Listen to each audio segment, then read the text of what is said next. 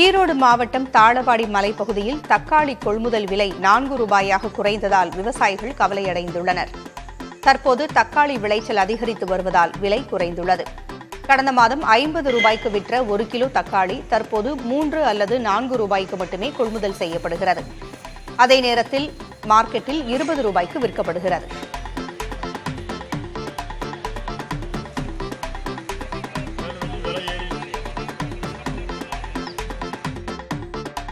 திருப்பூர் மாவட்டம் அவிநாசிபாளையத்தில் காவல்துறையினர் என்று கூறி நகை வியாபாரியிடம் பணம் பறித்த வழக்கில் மேலும் ஒருவர் கைது செய்யப்பட்டுள்ளார். கடந்த 4ஆம் தேதி நகை வாங்க சென்று கொண்டிருந்த வியாபாரியை வழிமறித்த கும்பல் காவல்துறையினர் என்று கூறி 1 கோடியே 10 லட்சம் ரூபாயை கொள்ளையடித்துள்ளது. இந்த வழக்கில் ஏற்கனவே சிறுவன் உட்பட 5 பேர் கைது செய்யப்பட்ட நிலையில் தற்போது மேலும் ஒருவரை கைது செய்துள்ளனர். அவரிடமிருந்து 95 லட்சம் ரூபாயை மீட்டுள்ளனர். நீலகிரி மாவட்டம் கூடலூர் அருகே சுற்றுலா வேன் சாலையோர பள்ளத்தில் கவிழ்ந்ததில் கேரளாவைச் சேர்ந்த 17 பேர் காயமடைந்தனர். கேரள மாநிலம் கண்ணூர் மாவட்டத்திலிருந்து 17 பேர் உதகைக்கு வேனில் சுற்றுலா வந்துள்ளனர். அப்போது கூடலூர் அருகே பாடந்துறை பகுதியில் வளைவை கடக்க முயன்றபோது வேன் கட்டுப்பாட்டை இழந்து சாலையோர பள்ளத்தில் கவிழ்ந்தது.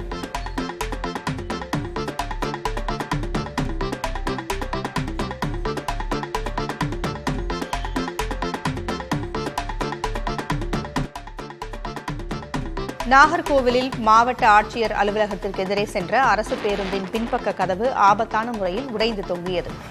இதுகுறித்து அரசு போக்குவரத்து கழக அதிகாரிகளிடம் கேட்டபோது பேருந்தை சரி செய்வதற்காக பணிமனைக்கு கொண்டு செல்லும்போது எடுக்கப்பட்ட காட்சி என்றும் அந்த நேரத்தில் பேருந்தில் பயணிகள் இல்லை என்றும் விளக்கமளித்தனர்.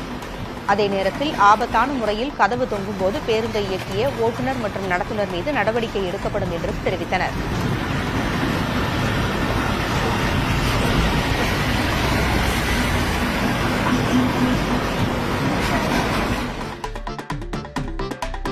கீழடியில் திறந்தவெளி அருங்காட்சியகத்தை பார்வையிட பார்வையாளர்களுக்கு அனுமதி மறுக்கப்பட்டுள்ளது.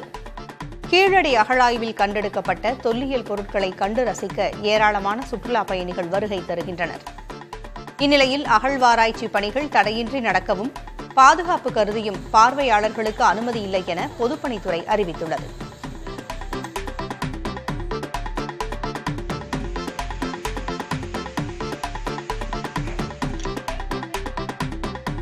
திருச்செந்தூர் சுப்பிரமணிய சுவாமி கோவிலில் மாசி திருவிழாவை முன்னிட்டு குளிர்ச்சி தரும் வெட்டிவேர் சப்பரத்தில் காட்சியளித்த சண்முகரை பல்லாயிரக்கணக்கான பக்தர்கள் தரிசித்தனர்.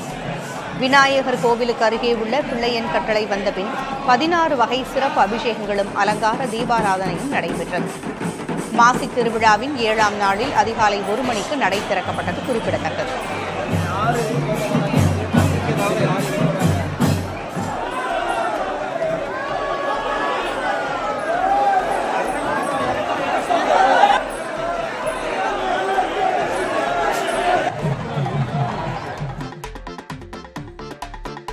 திருவாரூர் மாவட்டம் மன்னார்குடிக்கு அருகே திருராமேஸ்வரம் நாகநாத சுவாமி கோவிலில் வி.கே. சசிகலா வழிபாடு மேற்கொண்டார்.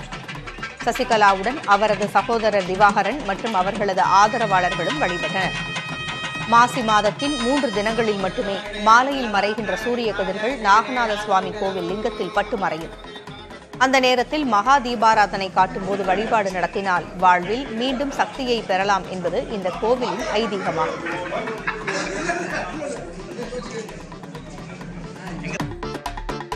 ராமநாதபுரம் மாவட்டம் உச்சிப்புளியில் வீட்டின் கதவை உடைத்து 10,000 ரூபாய் பணத்தை கொள்ளையடித்துச் சென்ற மர்ம நபர்கள் வீடு முழுவதும் மிளகாய் பொடியை வீசிச் சென்றுள்ளனர்.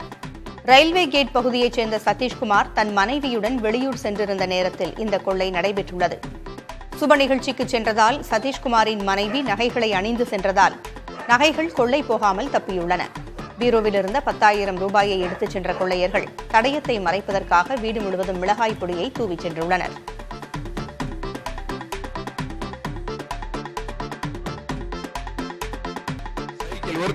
மதுரை கீழக்கரை ஏறு தழுவுதல் அரங்கத்தில் ஜல்லிக்கட்டு போட்டி உற்சாகமாக நடைபெற்றது.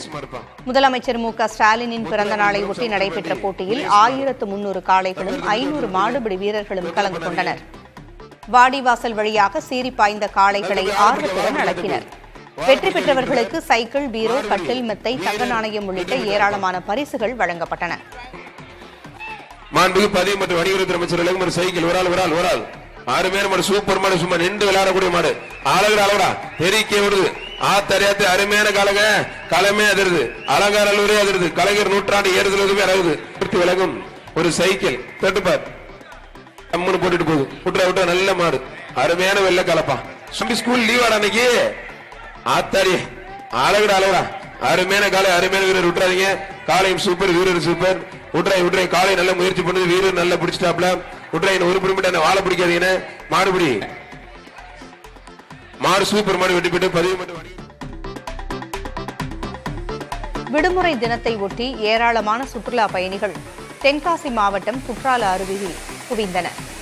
மழை குறைந்து நீர்வரத்து சீராகி உள்ளதால் இதமான சூழல் நிலவுகிறது. இதனால் ஆர்ப்பரிக்கும் அருவியில் ஆனந்த குளியலிட்டு மகிழ்ந்தனர்.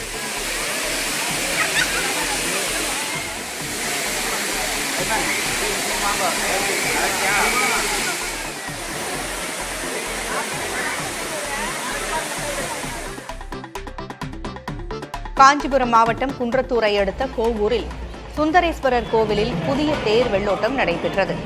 நவகிரகங்களில் புதன் ஸ்தலமாக விளங்கி வரும் இந்த கோவிலின் தேர் பழுதடைந்ததால் சுமார் 40 ஆண்டுகளாக தேரோட்டம் நடைபெறாமல் இருந்து வந்தது. இதையடுத்து அறநிலையத்துறை சார்பில் 1 கோடி ரூபாய் மதிப்பில் புதிய தேர் செய்யப்பட்டது. இதைத் தொடர்ந்து தேரில் புனித நீர் அடங்கிய குடம் வைக்கப்பட்டு வெள்ளோட்டம் தொடங்கியது. அமைச்சர் தாமு அன்பரசன் வெள்ளோட்டத்தை தொடக்கி வைத்தார். கோயிலின் முக்கிய மாடவீதிகள் வழியாக தேர் வெள்ளோட்டம் நடைபெற்றது.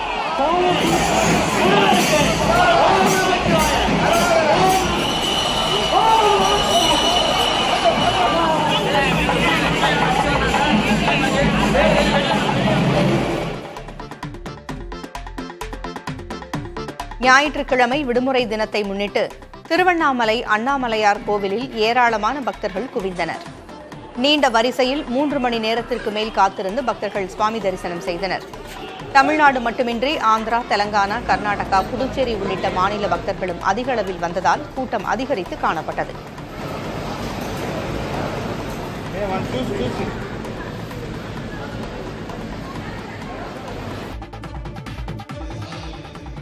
தமிழ்நாட்டிலேயே முதல் முறையாக கணினி மூலம் பொதுத் தேர்வு எழுதிய பார்வை மாற்றுத்திறனாளி மாணவருக்கு அரசின் சார்பில் மடிக்கணினி வழங்கப்பட்டது. முதல்வர் மு க ஸ்டாலினின் 72வது பிறந்த நாளை முன்னிட்டு ஆவடி அருகே பூந்தமல்லியில் ஆதி திராவிடர் நலத்துறை சார்பில் நலத்திட்ட உதவிகள் வழங்கப்பட்டன. விழாவில் பங்கேற்ற அமைச்சர் அன்பில் மகேஷ் பொய்யாமொழி 12ஆம் வகுப்பு பொதுத் தேர்வை மாநிலத்திலேயே முதல் முறையாக கணினியில் எழுதிய பார்வை மாற்றுத்திறனாளி மாணவர் ஆனந்திற்கு மடிக்கணினி வழங்கி வாழ்த்துக்களை தெரிவித்தார்.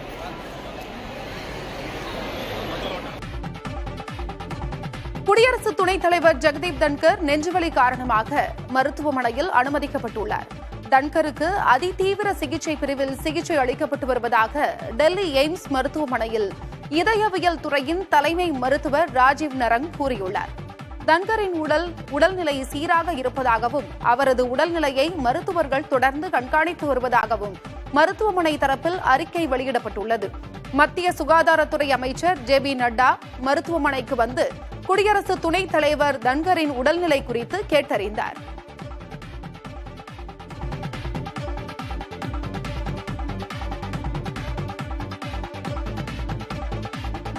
ஜிஎஸ்டி வரி விகிதங்கள் குறைக்கப்பட உள்ளதாக மத்திய நிதியமைச்சர் நிர்மலா சீதாராமன் தெரிவித்துள்ளார். மும்பையில் நிகழ்ச்சி ஒன்றில் பேசிய நிதியமைச்சர் நிர்மலா சீதாராமன் பல்வேறு பொருட்கள் மற்றும் சேவைகள் மீதான ஜிஎஸ்டி வரி விகிதங்களை சீரமைப்பது குறித்து நடந்து வரும் பணி குறித்தும் இறுதிக்கட்டத்தை எட்டியுள்ளதாக அவர் தெரிவித்துள்ளார். இதற்கு பின்பு பல்வேறு பொருட்கள் மற்றும் சேவைகளுக்கு வரி விகிதம் குறைய வாய்ப்புள்ளதாகவும் அவர் தெரிவித்துள்ளார். வரி விகித சீரமைப்பு, வரி அடுக்குகளை மாற்றி அமைத்தல் உள்ளிட்ட முக்கிய அம்சங்கள் குறித்து எதிர்வரும் ஜிஎஸ்டி கவுன்சில் கூட்டத்தில் பேச உள்ளதாகவும் அவர் தெரிவித்துள்ளார்.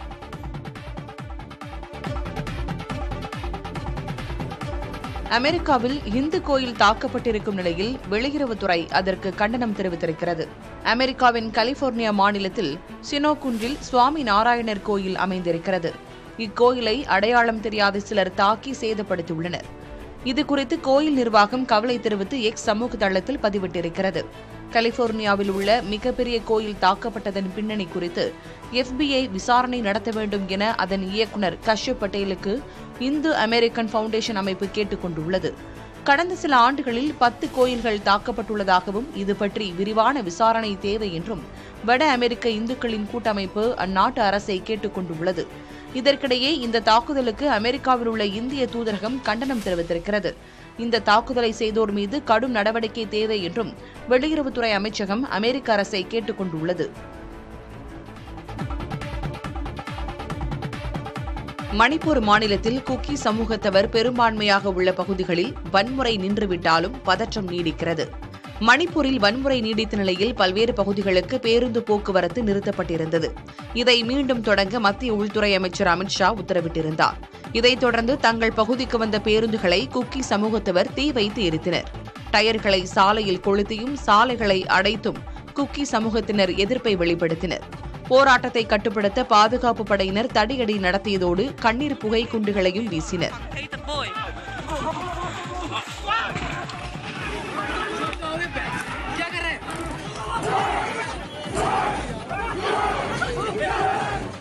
அப்போது நடந்த மோதலில் போராட்டக்காரர் ஒருவர் உயிரிழந்தார்.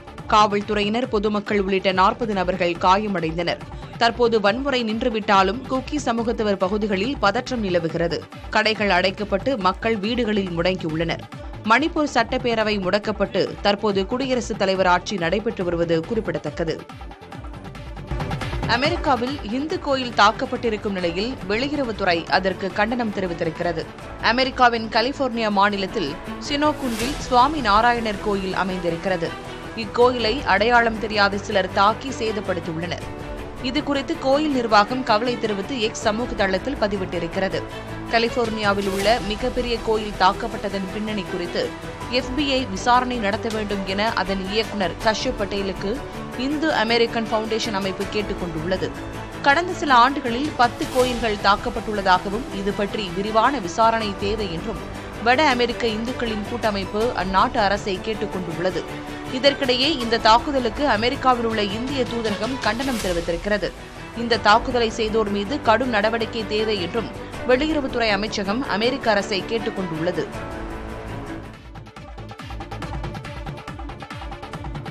அணு ஆயுத உற்பத்தி விவகாரத்தில் அமெரிக்காவின் அடாவடித்தனத்திற்கு பணிந்து பேச்சுவார்த்தைக்கு முன்வர முடியாது என ஈரான் உச்சத்தலைவர் காமேனி தெரிவித்துள்ளார்.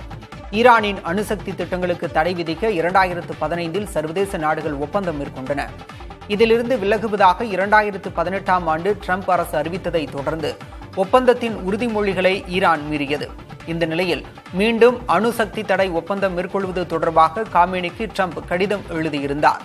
இதற்கு எதிர்வினையாற்றியுள்ள காமேனி, அமெரிக்கா தனது எதிர்பார்ப்புகளை திணிப்பதற்காகவே இந்த நடவடிக்கையை மேற்கொண்டிருப்பதாகவும் இதுபோன்ற அடாவடித்தனங்களால் தீர்வு ஏற்படாது என்றும் தெரிவித்துள்ளார். மகளிர் தினத்தையொட்டி அமெரிக்க அதிபர் ட்ரம்பை கண்டித்து பெண்கள் போராட்டத்தில் ஈடுபட்டனர். நியூயார்க் நகரில் நடைபெற்ற இந்த போராட்டத்தில் நூற்றுக்கணக்கான பெண்கள் கலந்து கொண்டனர். ட்ரம்பின் ஆட்சியில் தங்கள் உரிமைகளுக்கு ஆபத்து நேர்ந்துள்ளதாக அவர்கள் குற்றம் சாட்டி முழக்கங்களை எழுப்பினர்.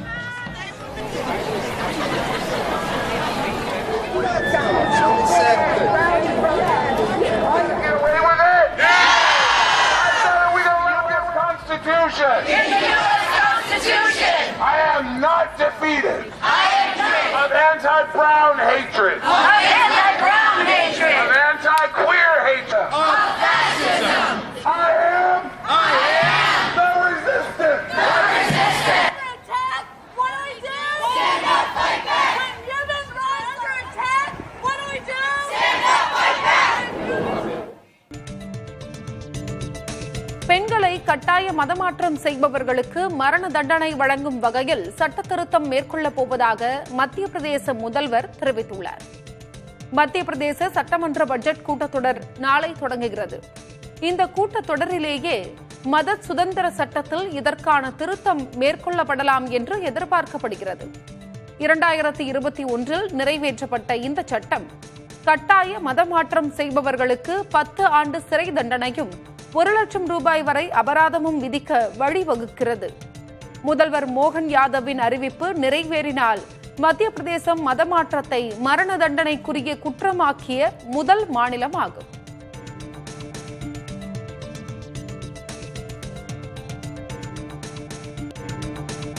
மகாராஷ்டிராவில் லவ் ஜிகாத்திற்கு எதிராக சட்டம் இயற்ற வேண்டிய தேவை அதிகரித்திருப்பதாக கூறியிருக்கிறார் அந்த மாநிலத்தின் முதல்வர் தேவேந்திர பட்னாவிஸ். சர்வதேச மகளிர் தினத்தை ஒட்டி ஒருங்கிணைக்கப்பட்ட நிகழ்வில் பெண் பத்திரிகையாளர்களிடம் உரையாற்றுகையில் பட்னாவிஸ் இவ்வாறு தெரிவித்துள்ளார். இஸ்லாமிய இளைஞர்கள் இந்து பெண்களை திட்டமிட்டு காதல் வலையில் வீழ்த்தி அந்த பெண்களை திருமணத்திற்காக மதம் மாற செய்வதாகவும் இதனை லவ் ஜிகாத் என்றும் பாஜகவினர் தொடர்ந்து குற்றம் சாட்டி வருகின்றனர். மகாராஷ்டிரத்தில் இப்படியான புகார்கள் 1,00,000க்கும் மேல் வந்துள்ளதாகவும் கூறியுள்ளார் பட்னாவிஸ்.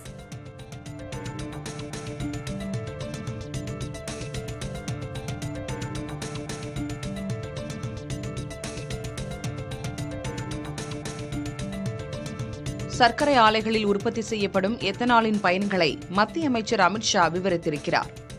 உள்துறை அமைச்சரான அமித்ஷா மத்திய கூட்டுறவுத்துறை அமைச்சராகவும் பொறுப்பு வகிக்கிறார். குஜராத்தில் 10 ஆண்டுகளுக்கு முன்பு மூடப்பட்டுவிட்ட 3 பொதுத்துறை சர்க்கரை ஆலைகள் கூட்டுறவுத்துறையின் மூலம் மீண்டும் திறக்கப்படவிருக்கின்றன. கோடினார் என்ற ஊரில் சர்க்கரை ஆலையை மீண்டும் தொடங்குவதற்கான கட்டுமான பணிகளின் தொடக்க விழாவில் பங்கேற்ற அமித்ஷா, நமக்கு உணவளிப்பவர்களான விவசாயிகள் எரிசக்தியை அளிப்பவர்களாகவும் ஆக முடியும் என்று கூறினார். சர்க்கரை ஆலைகளில் உற்பத்தி செய்யப்படும் எத்தனாலின் மூலம் மின்சாரம் தயாரிக்க முடியும் என்பதையே அவர் இவ்வாறு குறிப்பிட்டார். எத்தனாலை உற்பத்தி செய்யும் பொதுத்துறை சர்க்கரை ஆலைகள் உணவு பாதுகாப்பை உறுதி செய்வதோடு எரிவாயு இறக்குமதி செலவினத்தை குறைக்கவும் உதவும். உள்ளூர் நுகர்வு தேவைகளை நிறைவேற்றிய பிறகு எத்தனாலை நாம் வெளிநாடுகளுக்கு விற்க முடியும். இதன் மூலம் விவசாயிகள் உயிரி எரிவாயு ஏற்றுமதியாளர்கள் ஆக முடியும் என மத்திய அமைச்சர் அமித்ஷா தெரிவித்திருக்கிறார். விழுப்புரம் மாவட்டம் செஞ்சியில் பெட்ரோலில் அதிக அளவு எத்தனால் கலப்படம் செய்ததாக கூறி வாடிக்கையாளர் ஒருவர் வாக்குவாதத்தில் ஈடுபட்டார். சென்னையை சேர்ந்த புருஷோத்தமன் என்பவர் ஊரணித்தாங்கல் பகுதியில் உள்ள பெட்ரோல் நிலையத்தில் தனது வாகனத்திற்கு 3000 ரூபாய்க்கு பெட்ரோல் நிரப்பியுள்ளார். சற்று தூரம் சென்றவுடன் வாகனம் சரிவர இயங்காத காரணத்தினால் அங்கிருந்து மீண்டும் பெட்ரோல் நிலையத்திற்கு வந்து ஒரு தண்ணீர் பாட்டிலில் பெட்ரோலை வாங்கி சோதித்து பார்த்துள்ளார். அப்போது பெட்ரோலில் அதிக அளவு எத்தனால் கலந்து விற்பனை செய்யப்பட்டிருப்பதாக புருஷோத்தமன் குற்றம் சாட்டி வாக்குவாதத்தில் ஈடுபட்டார். காரில் இருந்த மொத்த பெட்ரோலையும் பைப் வழியாக வெளியே எடுத்து வந்து சரமாரியாக கேள்வி எழுப்பியுள்ளார். பெட்ரோலில் கலக்கும் எத்தனால் அளவை 20% வரை உயர்த்த மத்திய அரசு ஏற்கனவே இலக்கு நிர்ணயித்திருப்பது குறிப்பிடத்தக்கது. ஒரு பொருளை பார்த்தீங்கன்னா கம்ப்ளைண்ட் பண்ணும்போது 100% பண்ணாதான் கம்ப்ளைண்ட் வரும். 10%, 20% அப்படின்னு கலப்படம் பண்ணும்போது கம்ப்ளைண்ட்.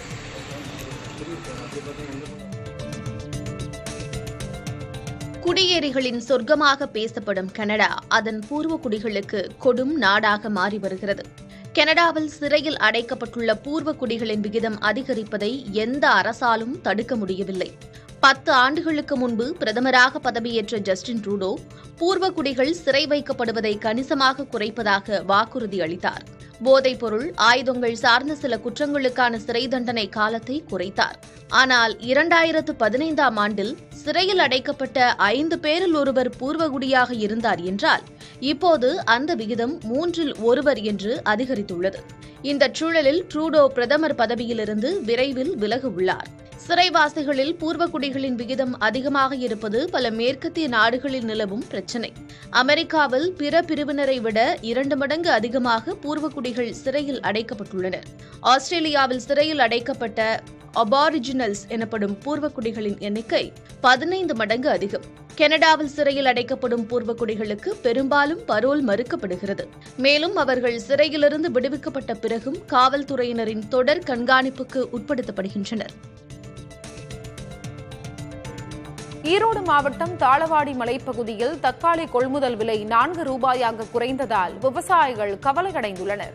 தற்போது தக்காளி விளைச்சல் அதிகரித்து வருவதால் விலை குறைந்துள்ளது. கடந்த மாதம் 50 ரூபாய்க்கு விற்ற 1 கிலோ தக்காளி தற்போது 3 அல்லது 4 ரூபாய்க்கு மட்டுமே கொள்முதல் செய்யப்படுகிறது.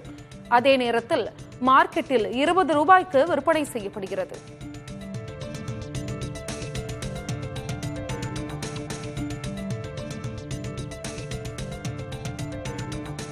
திண்டுக்கல் அருகே குரங்கை சுட்டுக் கொன்று சாப்பிட்டதாக 2 கைது செய்யப்பட்டனர். வீரசின்னம்பட்டியில் ராஜாராம் என்பவரது மாந்தோப்பில் குரங்குகள் புகுந்து மாங்காய்களை சேதப்படுத்தி வந்துள்ளன. இதையடுத்து ராஜாராம் தவசிமடை வடுகப்பட்டியை சேர்ந்த தேங்காய் வெட்டும் தொழிலாளி ஜெயமணியிடம் குரங்குகளை கொல்லுமாறு கூறி பணம் தந்துள்ளார். ஜெயமணி தன்னிடம் இருந்த நாட்டு துப்பாக்கியால் ராஜாராம் தோப்பில் இருந்த குரங்கு ஒன்றை சுட்டுக் கொன்று அதன் இறைச்சியை சமைத்து சாப்பிட்டுள்ளார். இதுகுறித்து அறிந்த வனத்துறையினர் ராஜாராம் மற்றும் ஜெயமணியை கைது செய்து குரங்கு தோல், நாட்டு துப்பாக்கி, வெடி மருந்து ஆகியவற்றை பறிமுதல் செய்தனர்.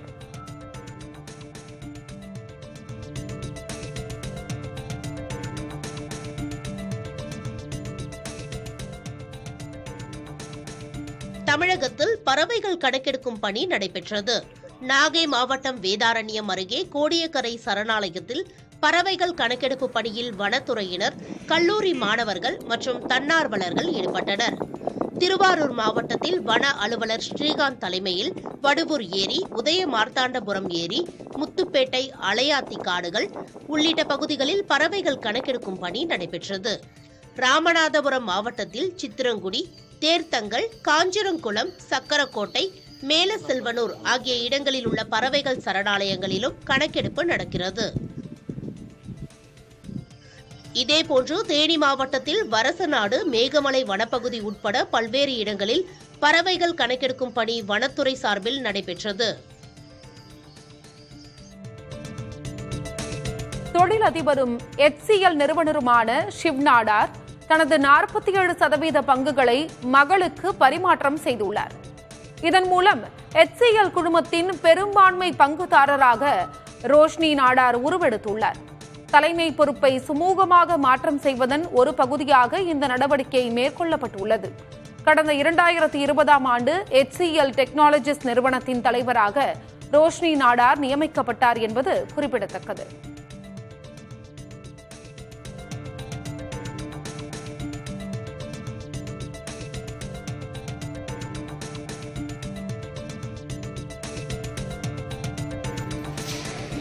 பழனி முருகன் கோவிலில் இயக்குனரும் நடிகருமான சுந்தர் சி மற்றும் அவரது மனைவி குஷ்பு குடும்பத்துடன் தரிசனம் செய்தனர். 25ஆம் ஆண்டு திருமண நாளையொட்டி தரிசிக்க வந்த சுந்தர் சி கோவிலில் மொட்டை அடித்துக் கொண்டு நேர்த்திக்கடனை நிறைவேற்றினார். இதையடுத்து பூஜையில் கலந்து கொண்டு வழிபாட்டில் ஈடுபட்டனர். அவர்களுக்கு கோவில் நிர்வாகம் சார்பில் பிரசாதம் வழங்கப்பட்டது. கோவிலுக்கு வந்த பக்தர்கள் சுந்தர் சி மற்றும் குஷ்புவுடன் புகைப்படம் எடுத்து மகிழ்ந்தனர்.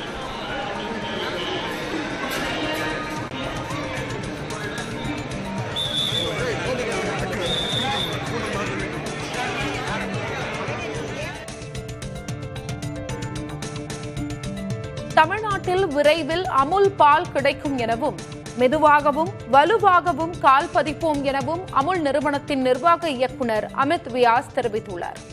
திருச்சியில் நடைபெற்ற இயற்கை விவசாய பொருட்களுக்கான கண்காட்சியை பார்வையிட்ட அவர், குஜராத்தை பூர்வீகமாக கொண்ட எங்கள் நிறுவனம் தென்னிந்தியாவில் பால் விற்பனையில் ஈடுபடுவதற்காக ஆந்திர மாநிலம் சித்தூரில் புதியதாக ஒரு கிளையை தொடங்கியுள்ளதாக தெரிவித்தார். தமிழ்நாட்டில் அமுல் நிறுவனம் பால் கொள்முதல் செய்வதற்கு எதிராக கடந்த 2023இல் மத்திய அமைச்சர் அமித்ஷாவுக்கு முதல்வர் ஸ்டாலின் கடிதம் எழுதியிருந்தது குறிப்பிடத்தக்கது.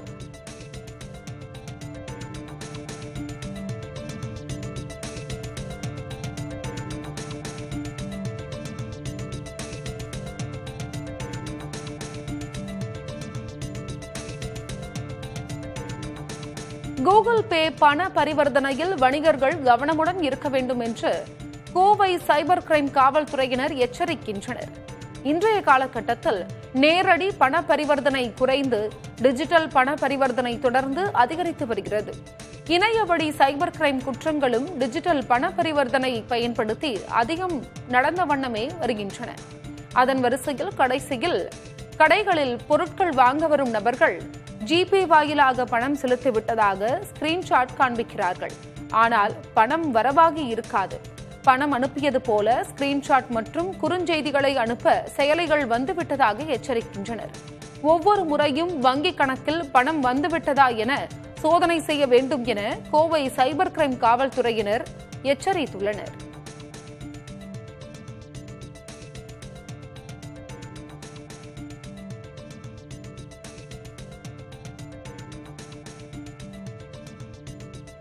மதுரை விமான நிலையத்தில் 24 மணி நேர சேவை அறிவித்ததை தொடர்ந்து மதுரையில் இருந்து ஹைதராபாத்திற்கு கூடுதல் விமான சேவை தொடங்கப்பட்டுள்ளது.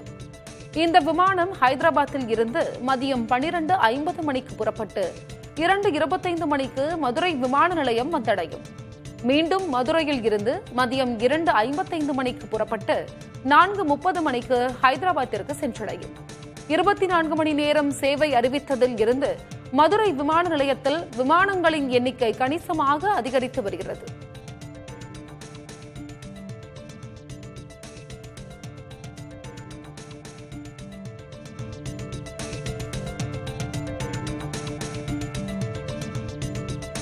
கோவை அருகே குடியிருப்பு பகுதிக்குள் நுழைந்த காட்டு யானைகள் இரும்பு கேட்டை உடைத்துக் கொண்டு சென்ற சிசிடிவி காட்சிகள் வைரலாகி வருகின்றன. கோவை மாவட்டத்தில் மேற்கு தொடர்ச்சி மலையின் அடிவார பகுதிகளான ஆனைக்கட்டி, தடாகம், தொண்டாமுத்தூர் உள்ளிட்ட பகுதிகளில் கடும் வறட்சி நிலவுகிறது. இதனால் இரவு நேரங்களில் யானை உள்ளிட்ட வன விலங்குகள் உணவு, தண்ணீர் தேடி ஊருக்குள் வருகின்றன. அந்த வகையில் பெரிய தடாகம் வனப்பகுதியில் இருந்து வெளியேறிய 2 காட்டு யானைகள் விளைநிலங்களில் நுழைந்துள்ளன. அவற்றை வனத்துறையினர் விரட்டிய போது அந்த யானைகள் காளையனூரில் ஒரு வீட்டின் முன்பகுதியில் இருந்த இரும்பு கேட்டை உடைத்துக் கொண்டு சென்றன. இந்த காட்சிகள் சிசிடிவி கேமராவில் பதிவாகி இருந்தன.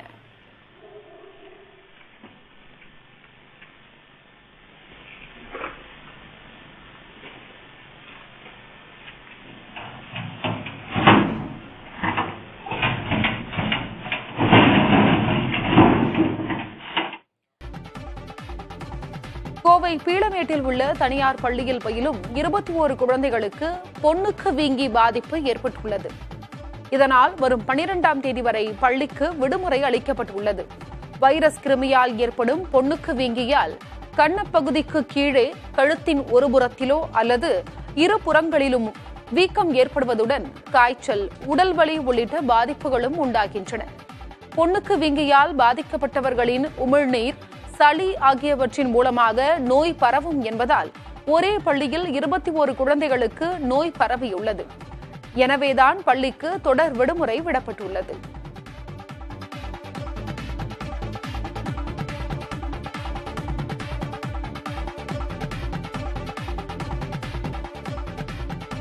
தமிழ்நாட்டு பாடத்திட்டத்தில் கூடுதலாக தியானம் மற்றும் யோகாவை சேர்க்க வேண்டும் என்று பாஜக மூத்த தலைவர் தமிழிசை சவுந்தரராஜன் வேண்டுகோள் விடுத்துள்ளார். சென்னை மணப்பாக்கத்தில் உள்ள பாபுஜி ஆசிரமத்தில் மகளிர் தினத்தை ஒட்டி வலிமையே வாழ்வு என தலைப்பில் நடைபெற்ற தியான நிகழ்ச்சியில் 500க்கும் மேற்பட்டோர் பங்கேற்றனர். அவர்களுடன் இணைந்து தியானம் செய்த தமிழிசை யோகா ஆன்மீகம் அல்ல, ஆரோக்கியம் என்று தெரிவித்துள்ளார்.